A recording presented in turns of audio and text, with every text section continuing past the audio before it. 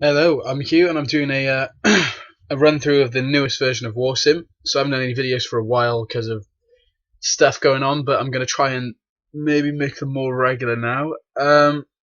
Again, so let's get straight into it. A lot of things have been added. Um, Actually, no, they haven't. It's not the biggest update, but some big things have been put in. A lot of effort anyway. So first huge thing is the ability to disable ascii completely. This was added to accommodate for visually impaired players who use screen readers. They don't make up, the biggest portion of players, but I absolutely love the support I've had from the blind gaming community. So anything to make it easier, is totally down my street. So it took a long time to do this. I had to run through 60,000 lines of blocks of code and things. But for those who don't want ASCII images anyway, it can also work for you. But it is mainly, for the blind players, of course, who don't want to read all the ASCII characters being plopped in. So yeah, if you disable it, it will always be disabled, even if you close and open the program again, unless you re-enable it. So unlike the wastes, for example, you had to do it every single time. Anyway, we're going to move on now. I'm going to load my favorite save. And okay, so some things I can't really show you. The demons are when the demon horde becomes big, it will now also attack minor bandit groups, which it didn't before. So it'll do all the same things it would do to the bandits, for example. I've also added the concept map. So this is an idea of what may happen in the future, but I thought I'd pop in what my tests and playing around with things, so you could see what I'm actually working with here, and that potentially could be one of the maps of the world later on, where you will actually see your territory grow or shrink based on actions of the factions, and it will also show bandits, independents, etc., and it'll look cool, hopefully. So that could be a thing in the future. I've also got some new face generators. We have vampires, which are essentially elves. They look like elves. So this is an elf face. It's a vampire face. Vampires always look like vampires, though, whereas elves, can occasionally look vampire-y, but generally vary. So yeah, they're all pretty similar. Maybe tweaked in the future, but vampires for now look like this. Then we've got minotaurs, which I'll admit I'm not sure if I like them or not. I think they have an endearing quality to them. But yeah, so random minotaurs, and finally ogres. Originally ogres used the giant face, but I've decided to give ogres their own. So I may even use this as the giant face because it looks better, generally speaking, than the other one. But yeah, so new faces. You'll find these if you have leaders of those races. We'll see if we can generate any. Any now. Trolls, goats, and fish. Nope. Come on. Demigods, vulture men, centipedes, and evolved demons. Nope. Good God. Minotaurs and vampires and ogres all in one. Wow. Okay, that was awesome and unexpected. Right, let's have a look at some of the rulers we've got here then. So there's Overseer Edrin the Hellish.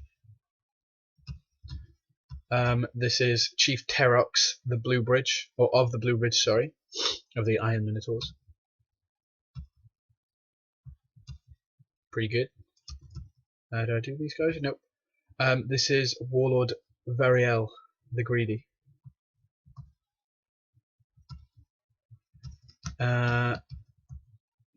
Duke Niank the Gutted. And Saisalika the Hawk. Too difficult to read for me. Okay, so yeah, Independent Kings, man. They look pretty cool. What else did I do? Oh yeah, here's a big one. You will probably have noticed at some point during your playthrough, if you play enough, if you accidentally type a letter, the game would normally crash and would break forever, and you'd lose all your progress, and it would be a huge pain in the ass. No more. If you accidentally type a letter instead of a number, you get a friendly message, and you can carry on with your life, which is so much easier than what happened. So I fixed a big bad bug that ruins the game for loads of people. I mean, it happened to me loads, and I just never got around to fixing it because it took a lot of revamping and overhauling. But now it's done. I've also added 9 new warrior types. And I've updated spymaster training to be the same as all the other trainings, because spymaster was the first to have training, but then I made new members of staff and built a new method of training those staff, but spymaster, being the old original, never got updated with the new one, so now it's all uniformed. And I've added the final thing to show you is beast fights. So we go to the arena. I will have to upgrade it and construct beast cages, and now we can watch beast fights. So all this is, it just randomly generates some animals. There are 11,718 animals that can fight, and you can't bet on them at the moment. But yeah, so I'd say probably dusk snake and silent rhino, because rhinos are bigger than deers. Deers are bigger than rats.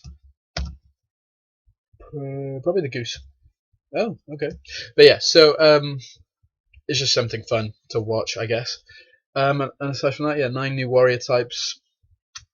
I've added the ability for the if you can bribe the rebels to disband, you get the victory screen just like if you defeated them at the castle.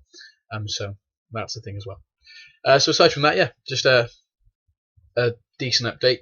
2 huge overhauls, such as the fixing of the big bug and the ascii thing. And aside from that, yep, a couple of new faces, some new little features, and some signs of things to come. So thank you for watching. Hopefully, I can keep these videos more regular now and be coming out with more stuff.